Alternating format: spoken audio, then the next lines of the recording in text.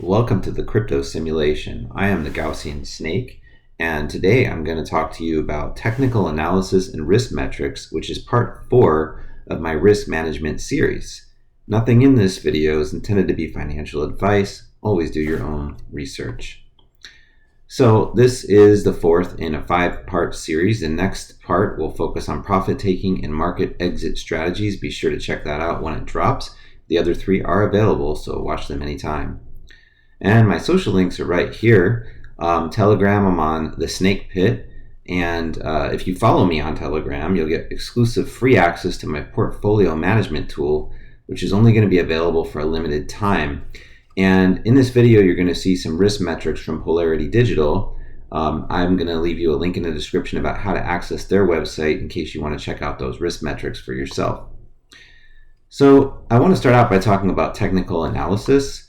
So if you look at this comic, somebody dropped this in my Telegram and I just thought it was brilliant. You can see that this is kind of how buying and selling works. And technical analysis aims to try to put some kind of like logic and reason to it. But basically, like in the top comic, it says, I've got a stock here that could really excel. And the guy hears him and says, really excel, sell, sell. And then suddenly the crowds are all selling. And then somebody's like, oh, this is madness. I can't take it anymore. Goodbye. Buy. And you see like that's the cycle back and forth between buying and selling that happens in crypto. So technical analysis is an analytical and creative method that strives to predict the future price movements and trends of assets based on historical price charts and market statistical analysis. You know, everybody has to find their own way of doing TA. I don't think that you should necessarily follow my way. I have more indicators than I can possibly count. Then I will not do a video on all of them because that would be like a freaking long video. I also don't think it would be that helpful. I feel like you need to go out and explore on your own, but I will give you quite a few to explore, and I'll explain them later in this video. So I'm going to explain to you how they work, how to use them, and all that stuff, okay? But let's understand that technical analysis is just one part of the equation. You also need to look at fundamental, strategic planning, and just your intuition about the markets. Just pay attention to what's going on. Technical analysis is based on looking for a confluence in probabilities across different risk metrics and time intervals. It's imperfect. It's not always going to work. It's just a tool. Things like regulatory news, hacking incidents, market liquidity issues can cause unexpected deviations in TA, and the smaller the market cap of your project, the less reliable technical analysis is going to be because there's going to be fewer data points, and the effects of a large sell or a large buy could be a lot more dramatic than if you were looking at a much larger asset. But the same principles still apply, and I've successfully used TA on smaller assets as well. Here's some key components of TA. So here's some of the things that TA can help you with. Price charts, obviously. Trends and patterns. So you can study trends and patterns of all kinds. You can look at the patterns that form like head and shoulders, inverse head and shoulders, bull flag, bear flag, Wyckoff distributions, candlestick patterns. There's like no end to it. And these are fairly reliable sometimes, and sometimes they're not. Support and resistance is another area of TA. Volume is another big area of TA. So look at these volume bars down here, can tell you about buys and sells and what quantity they're coming in at. Moving averages, there's different kinds of moving averages, simple moving averages, exponential moving averages, whole moving averages, and so on. You can pick a set that you like. Momentum indicators, things like RSI, MFI, things like that. Statistical tools like the Gaussian channel, mathematical analysis like Fibonacci lines, Gann indicators, which analyze angles. So the pros of TA are that it does a really good job identifying trends. It can help you decide when to enter an asset and also when to exit, where to place stop losses if you do that sort of thing.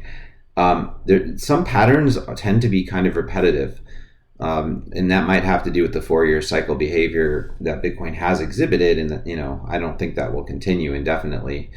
But you know what I mean by the halving occurring every 4 years can lead to certain patterns in human behavior which play out on the charts. And also, if you have a lot of people looking at the same TA, and this is one of the cons, but I guess I'll say it now, sometimes it can be a case where you have all kinds of people looking at the same indicators and acting in a similar way, causing the TA to actually play out. You can backtest strategies using historical data. TradingView actually has a really good way to do that.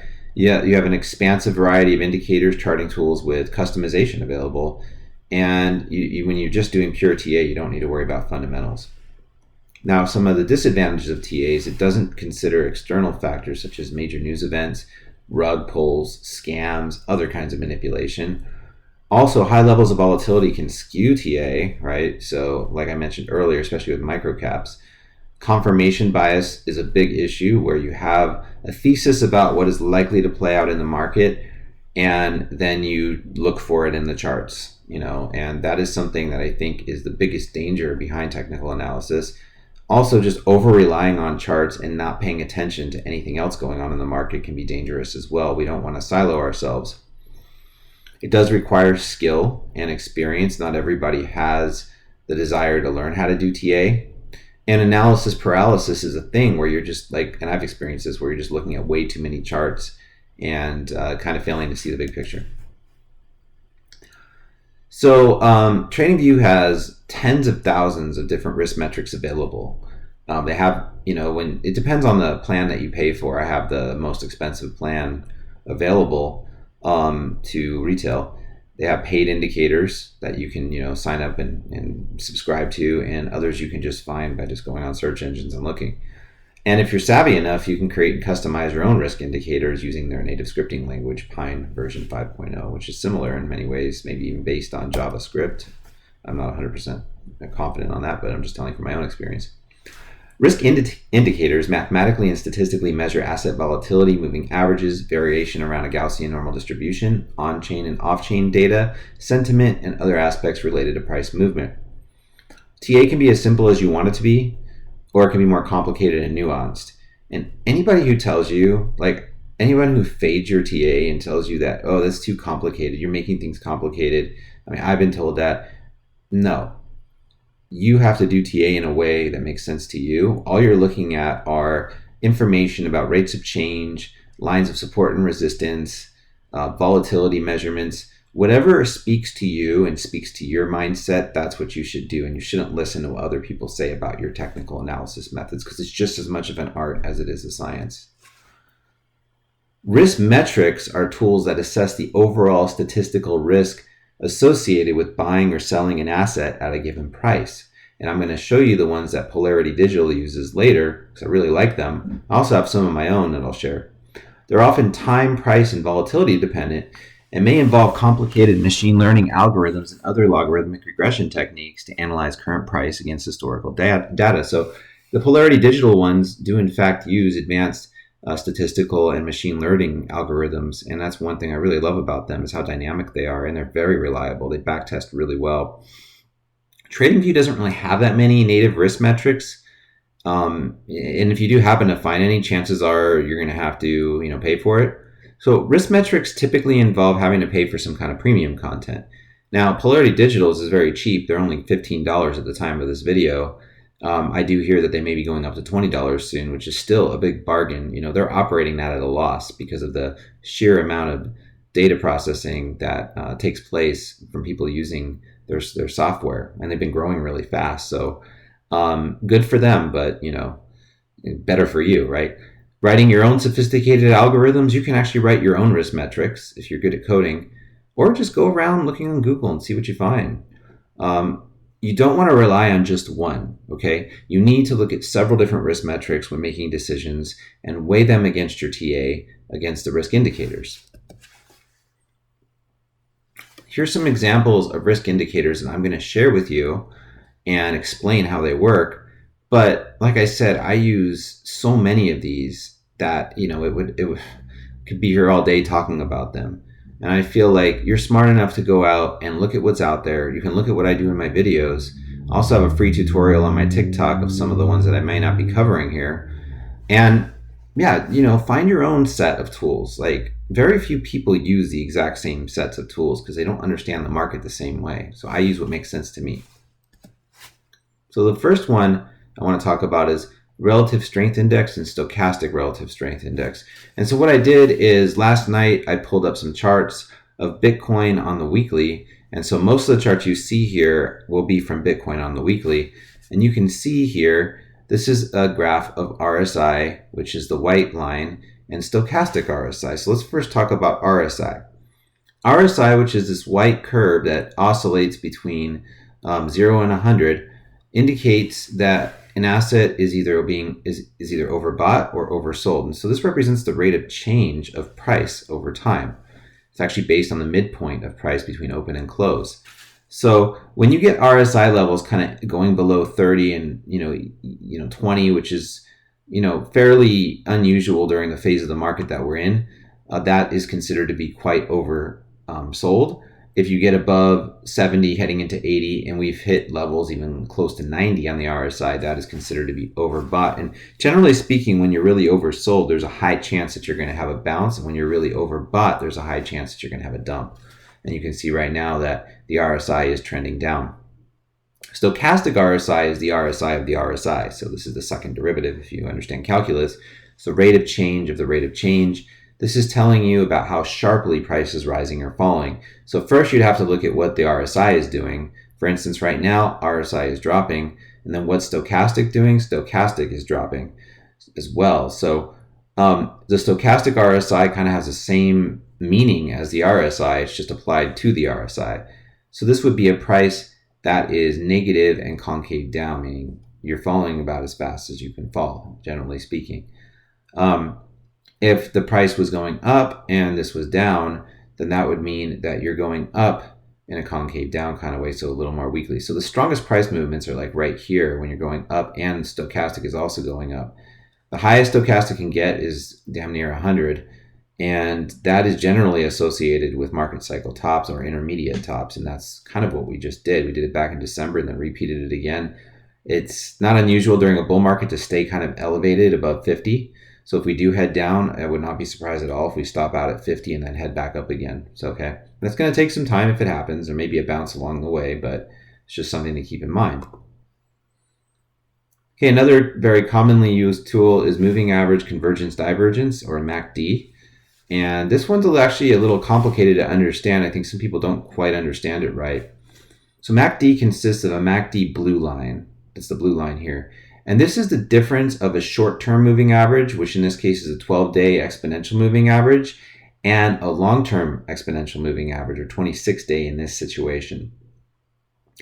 Okay, of course, it's going to, this is, going to be on I think this is actually a weekly, so this would be 12-week and 26-week in this case. But you get, a 9-week EMA. But if this were a daily chart, then this would apply. So it's really whatever period you're using to analyze that will, change what the MACD looks like. So what you want to see is the blue above the orange, because again, the blue is the MACD line, and that's representing a difference of a shorter term moving average from a longer term moving average. And you want the shorter term moving average to be going faster than the longer term one, right? That would indicate price acceleration happening on a smaller time frame, overcoming the longer term momentum. And so that's what we've experienced since the Q4 of 2023, and pretty much almost all of Q1 of 2024. And the signal line is the orange line, which is just a 9-day, or in this case 9-week on this chart, exponential moving average of the MACD line. So it's measuring an average of these rates of change, and you can see that we are quite turned up at the moment. Okay, so generally when you have your MACD signal above the zero line, that is pretty bullish. When you're heading below like this is bear market behavior. This is bull market behavior. So, getting as high as we've gotten, we can already see on the MACD line that we're starting the process of turning over. And then the histogram is a visualization of the difference between the MACD and signal line. So when you see these bright green bars, that's indicating that, there's a pretty big difference. And when it starts to go light green, the difference starts to shrink. Okay, and that's what we're starting to see the beginnings of right now. So that's how you understand the MACD. If you didn't understand it before, then you certainly do now. Okay, this is the ATR. ATR measures market volatility and helps you gauge the range of price volatility in market moves. So this is a measurement of asset volatility. Higher values are going to indicate that the asset has a higher volatility, and so the price ranges will be a lot larger, and you can see that our volatility has been increasing quite a bit. And that is indicative of people entering into the market in a bigger way. When you have periods of decreased price volatility, like right here, that is telling you that retail and other investors are kind of leaving the market. So we did have a period of weakness from August to September, and then we kind of just crabbed around. This was in 2022. We hit our bottom. We crabbed around for most of 2023, and now the interest is really spiking back again. So that's how ATR works. Okay, weighted logarithmic Bollinger Bands are the ones that I use. Most people just use regular Bollinger Bands, but I happen to like everything logarithmic. That's kind of my bias in the market. So Bollinger Bands are a volatility indicator, which consists of a 20-day simple moving average, which is the orange line, and the upper band is a 20-day simple moving average plus the 20-day standard deviation of price times 2. Okay. I usually just say it's 2 standard deviations away. That's not entirely accurate, but I don't really feel like saying it's twice the standard deviation of price plus, of the 20-day. It's twice the 20-day standard deviation of price. It's just hard to even say. And the lower band is the same thing. So what makes weighted logarithmic Bollinger Bands different from regular logarithmic Bollinger Bands is not a whole lot, other than it uses the logarithm of price data and the logarithmic weighted moving average of price. So those are the subtle differences. I find that it's more, it tunes out some of the noise for me, so I can get a better idea of the overall trend. The on-base volume, or OBV, is a tool that relates volume to price changes. So when the OBV is rising, as it has been really since May of 2023, actually I think this is 2022, May of 2022, it reveals buying pressure. Bulls are in control. And when it's falling, it indicates selling pressure. The bears are in control. So actually in 2022, we did spend a lot of time just chopping around, and we fell back down. So I would really say the bulls didn't come into control. This is more of a bottoming process until January of 2023. And look, it's just pretty much been, we had a flag down and then just a strong, sharp uptrend starting in October, and we're just falling from it now.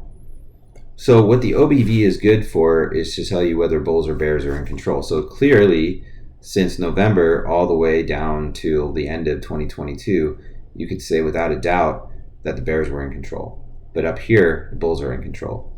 So the OBV can provide confirmation of your trend, divergences, and identify potential breakouts. Now I use a tool called the bull-bear power trend, which has a similar interpretation. So it just goes to show you can use different tools that kind of tell you similar things. I like the OBV as well.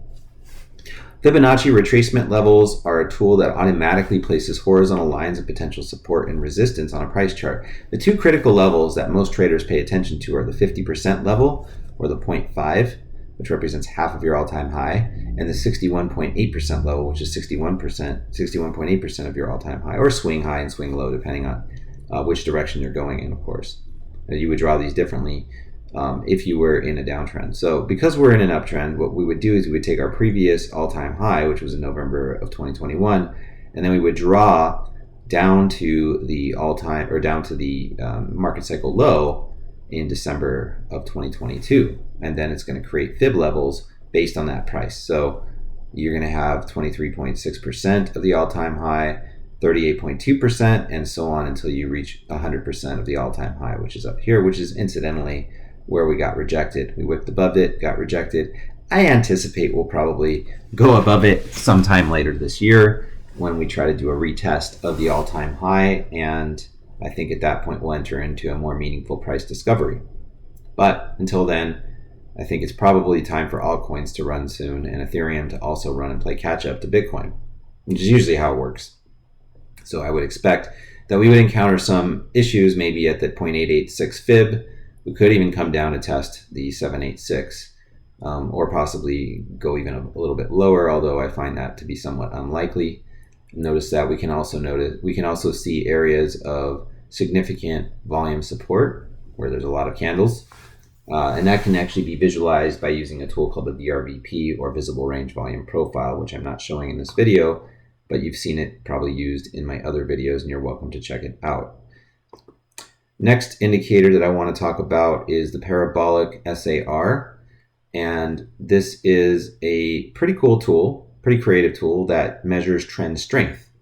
So as price rises, the SAR dots rise slowly at first, and then they start to really go fast. And the opposite is true of a downtrend. And when you're in an uptrend, the SAR dots are going to be below your price. When you're in a downtrend, the SAR dots are going to be above your price. And so a trend reversal can be spotted when you crash through, like we did in January of 2023. When you slice through the SAR dots, if you were in a downtrend, they're above you and you go through them, you're going to form new SAR dots below you. That's going to indicate a change of trend. And you can see these changes of trend can be quite dramatic or not. Like we started a downtrend, right? This would have been like around November, December of 2021. And we sliced through our parabolic SAR that we had formed during that cycle. And then we got this down SAR, but then we sliced through it on a nice bear market rally, our first major bear market rally. I remember that was during a time when the Bitcoin conference was going on. And then what did we do? We went down again, right? And so we sliced through this and we formed a really long SAR. And that SAR lasted all the way to the end of the bear market. And so we crashed through that. We're blasted through that in January, whipped down to it, but didn't break it. And you can see that's how the SAR works. So it's actually very useful for a change of trend. The Gaussian channel or Gaussian channel, depending on how you pronounce the name, is the snake right here, my favorite indicator. It's based on using Gaussian filters that smooth out noise and randomness and just kind of give you an idea of what the trend looks like. And also volatility as well. The central line of the channel right here, this is actually a white line, or light green and light pink, I guess, on this graph. It's sort of a magnet that price is attracted to. And, based on how volatile your price movement is, like how choppy it is, like it's really choppy here, but not so choppy here. That will indicate the width of your channel. And sometimes, you'll see one part of the Gaussian channel be fatter than the other, and that just has to do with what region has more volatility than the other. More downside volatility, more upside volatility, and that can fatten the channel. Now, we are pretty much at maximum peak bullishness here. This is not to say we couldn't go higher. We certainly could. We could go straight up. I mean, that's happened before. But with diminishing returns, I expect that our Gaussian channel doesn't spend as much time going straight up as it used to. So this is also a lagging indicator. So it's telling you kind of what's happened in the past. But I still find it valuable because to me, it gives me an idea of the momentum, the historical momentum that Bitcoin has behind it, whether that's bullish or bearish. And if this starts to fall down a little bit, we might see this channel start to inflect. So generally speaking, when your Gaussian channel is green and concave up, that is the strongest you're going to have, especially when the bands are tight. When we inflect, meaning that this green line or this green curve goes the other way, concave down, that inflection can sometimes be from a big drop. And you actually begin your bear market in a green Gaussian channel. So you see how the bear market began in a green Gaussian channel. This is the same when the Gaussian channel turns red. You're generally about halfway through your bear market at the point that this turns red. And then halfway through that, your bear market's pretty much over. So you start a bull market in a red Gaussian channel.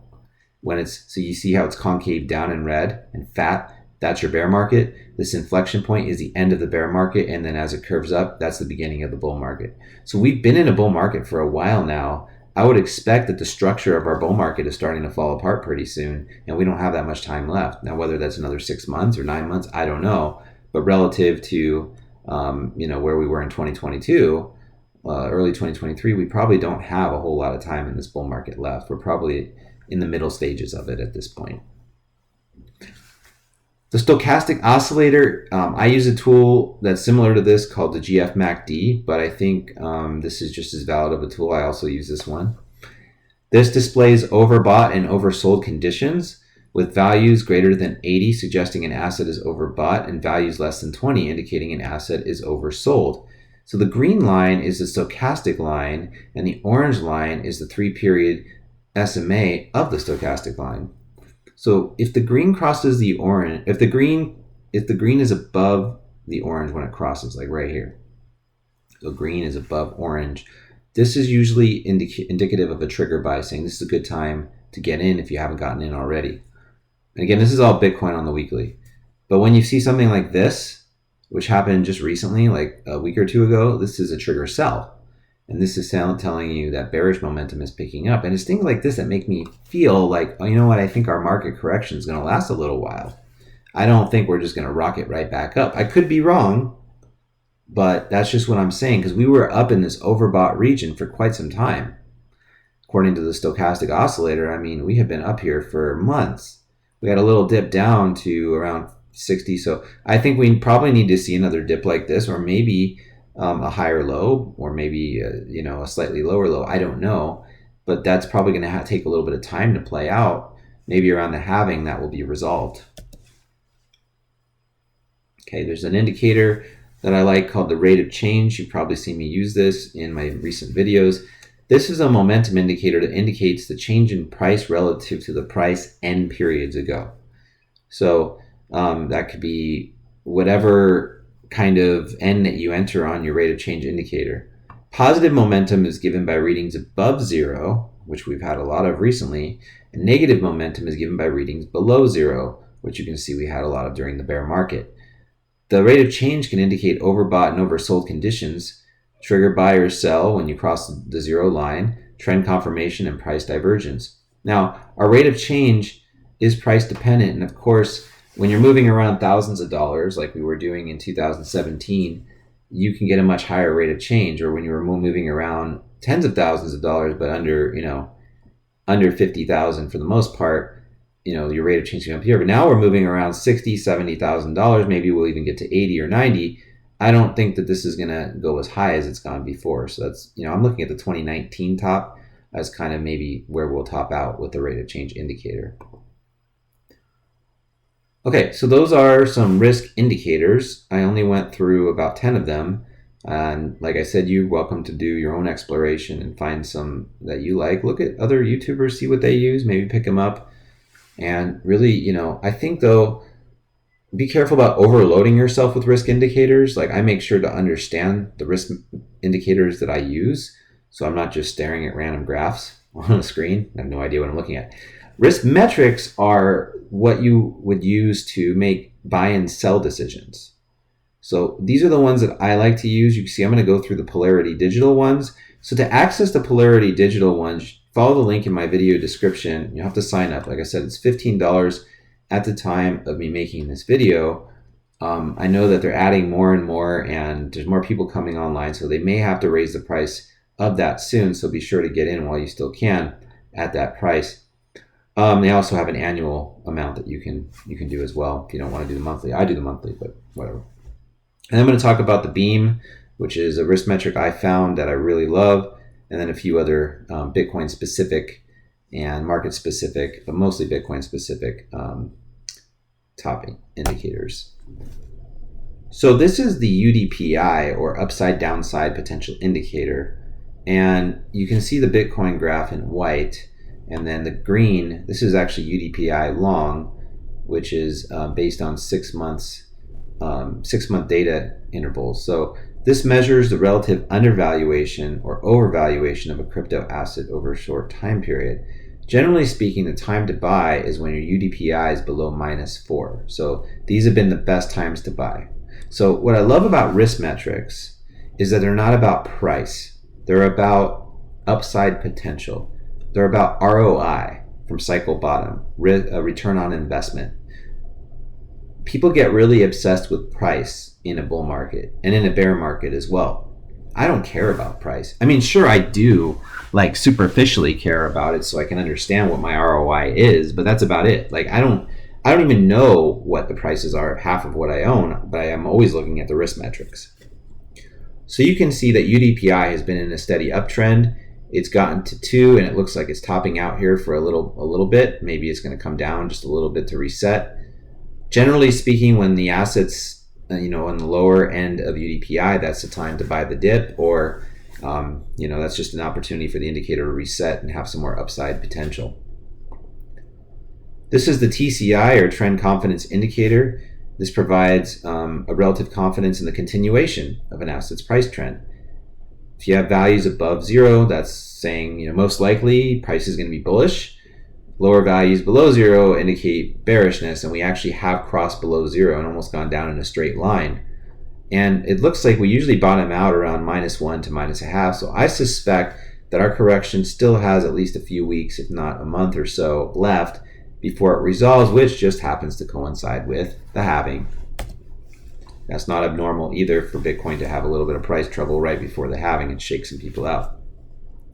The MBI, or momentum bias indicator, provides a score for the prevailing price momentum for an asset. It's kind of similar to the Gaussian channel that I use on TradingView. Higher scores above zero are more bullish, whereas lower scores below zero are a little bit more bearish. And so we can see here that we still do have a positive 0.3, but that MBI could come down to zero at any time. And this is just giving you the prevailing price momentum. So we are still more bullish than bearish until that resets. We have been printing higher lows. So again, it only appears like we might have a few weeks of a correction. Okay. I think the way that I'm reading this chart is if this trend of higher lows continues, then I think our next leg up could start as early as April or maybe even May if we have to wait that long, which I'm not sure we will, just looking at this data. Forecast model reveals the probability that an asset's price will be higher than its current price 6 months from now. And you can see for Bitcoin, the forecast model has been near 100% for most of the year. It's now trending down. It's around 75. So what that means is that there is a 75% chance come 6 months from now. So let me look at my watch. It's March 23rd. So come September 23rd, that Bitcoin's price will be higher than it is now. So this is indicating that Polarity Digital risk metrics think that Bitcoin's bull cycle will still continue into September, which I've given an August to September timeframe for a major cycle top for Bitcoin, but I've also been willing to be as flexible as the end of the year, December, January 2025. So it's really hard to time the end of a market. That's a fool's errand, and I'm not going to sit here on my throne acting like I know that if I can do that or not. Now, this could very well continue to trend down, or it could spike back up. That's something we'll have to keep a close eye on. And if it goes down further, then the odds of that bull market, lasting till December will of course decrease. And just because it has a 75% chance right now doesn't mean it's going to happen. Remember, that means there's a 25% chance the market cycle will be over. Okay, this is my favorite risk metric that I use, besides Polarity Digitals. Polarity Digitals are great for analyzing Bitcoin, Ethereum, major altcoins, but they rely on the use of a lot of, on-chain data to come through, historical data as well. And it can be quite cumbersome to try to, develop these risk metrics when you don't have a lot of data to work with. It's like that obviously is an issue for their kind of risk metrics. So I use this very simplified metric called the beam. This was developed by a guy named Bitcoin Econ, and I'm going to link his Twitter page in the video description so you can check it out. I have not been able to find this exact indicator since I originally found it a year ago, and there were no instructions on how to use it either, but it seems pretty intuitive. So this provides an assessment of overall risk of buying or selling an asset at a specific price. You can customize the length of the cycle that you want to use. I just put 4 years in because it makes sense to do that for me. The asset divisor, the sell threshold, the buy threshold, and for me, this is basically telling me, all right, I made these regions up for myself, and you can adjust to whatever you want to do. But I like the 0.2 for the buy threshold, and I think that might even be the default setting. So this is risk levels from 0 to 1.0, and you can go above 1.0. That's generally like insanely overheated. We've actually gone above 1 in every single market cycle. This may be the first time we don't. And we could still go over it. I'm not saying it's guaranteed to happen. This is, by the way, a 2-week time frame. I found for Bitcoin the 2-week time frame is the best.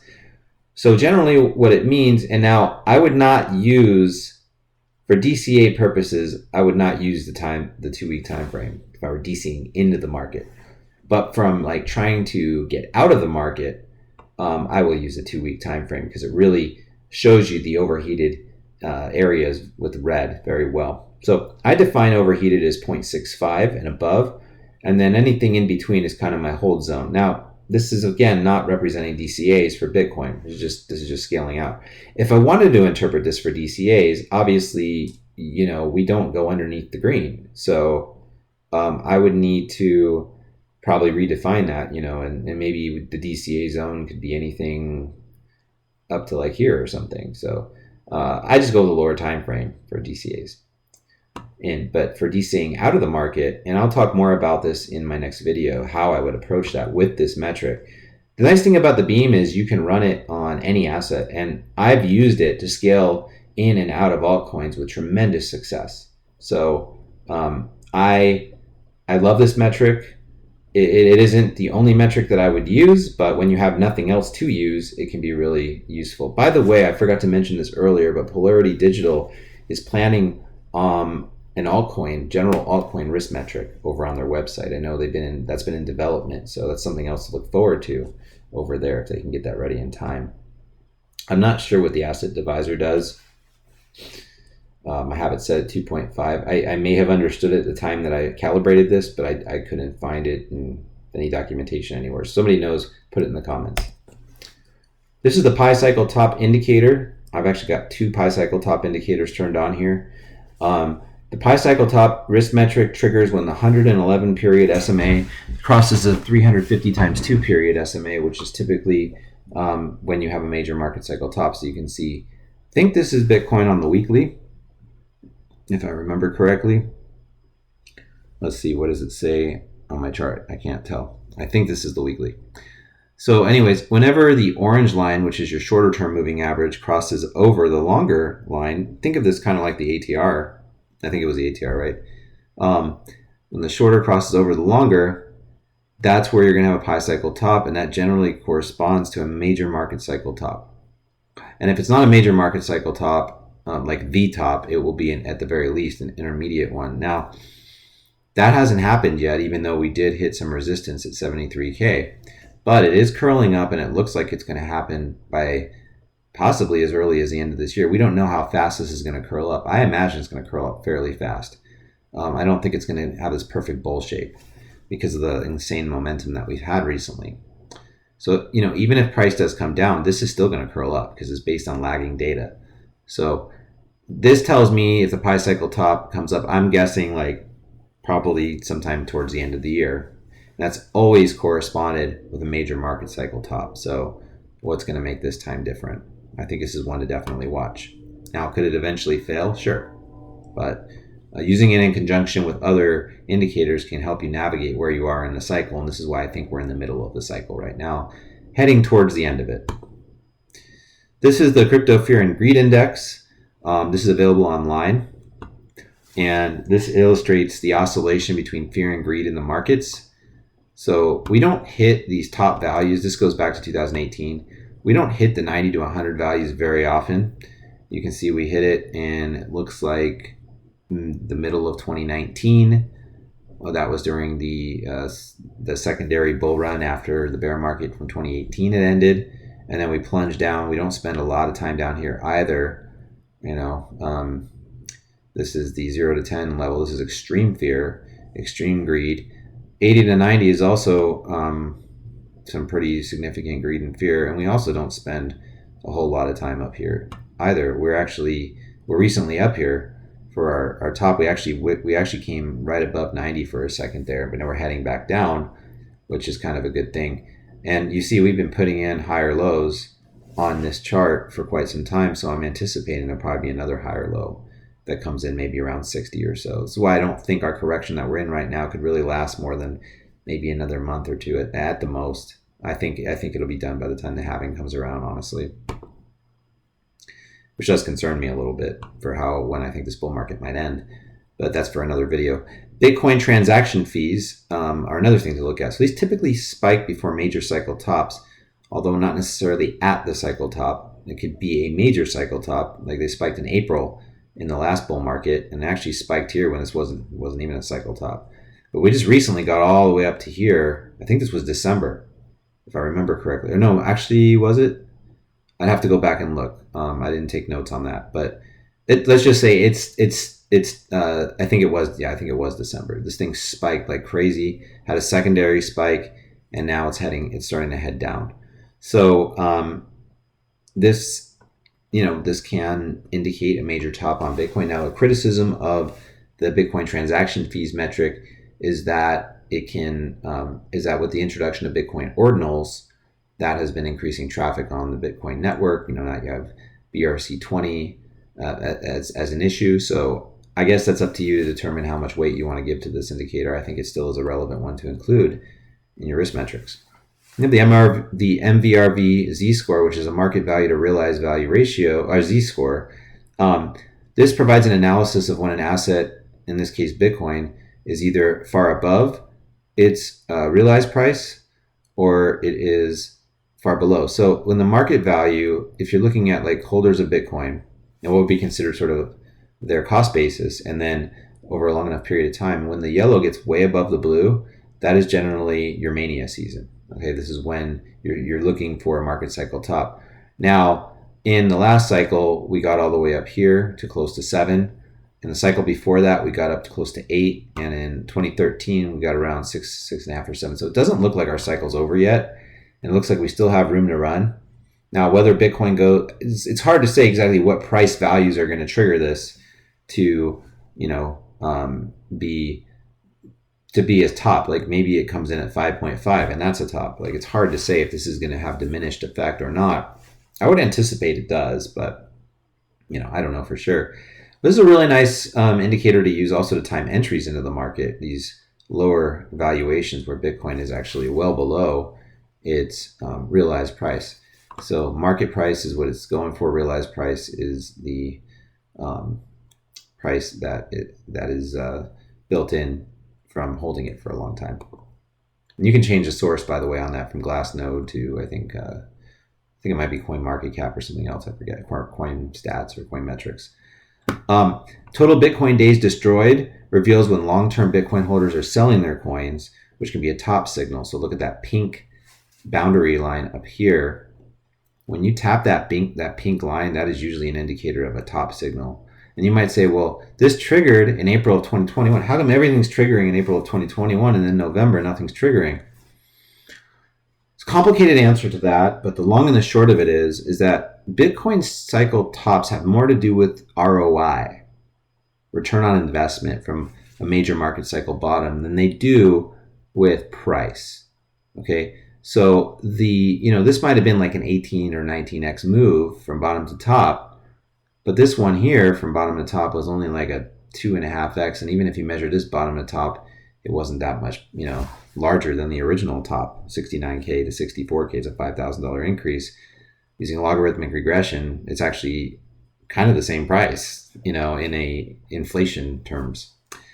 So if you look at like 73K compared to 69K, and you're looking at it like logarithmically, like kind of like, evolving logarithmically, that price is actually kind of lower than 69K when adjusted for inflation. So we've put in a technical higher high, but like if you were to adjust for inflation, then we probably haven't put in a higher high yet.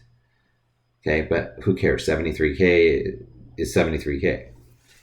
When it taps the lower line, that's generally a really good time to buy. That's when sell volume is at a minimum. So we have not yet tapped the pink line, but notice that we have come pretty close.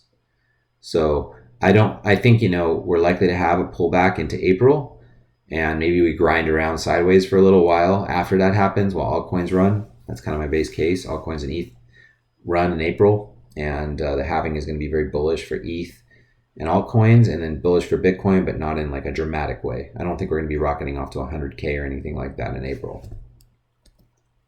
So in summary, technical analysis is a necessary skill for you. It is. If you want to gain experience and independence with your financial decisions, and you don't have to rely on people on YouTube to make them for you, and you don't have to listen to 10 or 11 talking heads and try to make up your mind, learn technical analysis. You can do it. Use some of the tools that I gave you in this video. Those should be more than enough. Just pick a few of them that you like and get to know them really well. Develop an intuition for looking at charts. Anyone can do it. Okay, it's going to be easier for some people than others, but I believe that you can do it. Have a set of risk indicators and risk metrics that you believe in and that you trust. That is a must to being able to navigate the market efficiently, because it's not about getting it, like, it's not about how high do you think this crypto can go? How high do you think it can go? How low do you think it can go? I don't care how high it can go. I don't care how low it can go, and I'm not going to trade that. I care about ROI. That's all I care about. How much did I enter in? Did I enter in an undervalued area?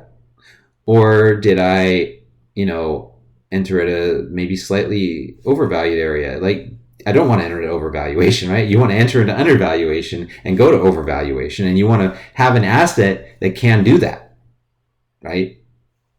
So what you're looking for is an ROI that you're comfortable with. Bitcoin is not going to give you a great ROI going forward. Like, it just isn't. Like, maybe we get a 5 or, we've gotten a 5x already. Maybe it turns into like a 6x. Best case scenario, a 7x or something like that.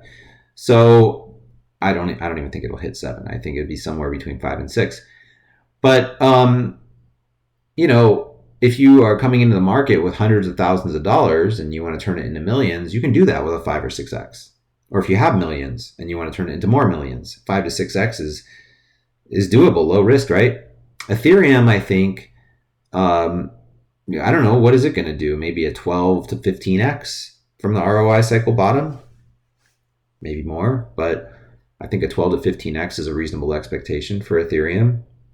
And yeah, I mean, in some altcoins, 30x's, 20x's, 40x's, brand new small caps, 100x, so you have to decide what kind of risk you want to take, first of all, which we talked about in previous videos, and then use the risk metrics to find good entry points and use the risk metrics to find good exits. I need a whole nother video to talk about exiting, so I'm going to do that. I'll talk about entries when we're in a bear market. There's no real point in doing that when we're like halfway through a bull market. So we're more concerned right now with exits than we are with entries.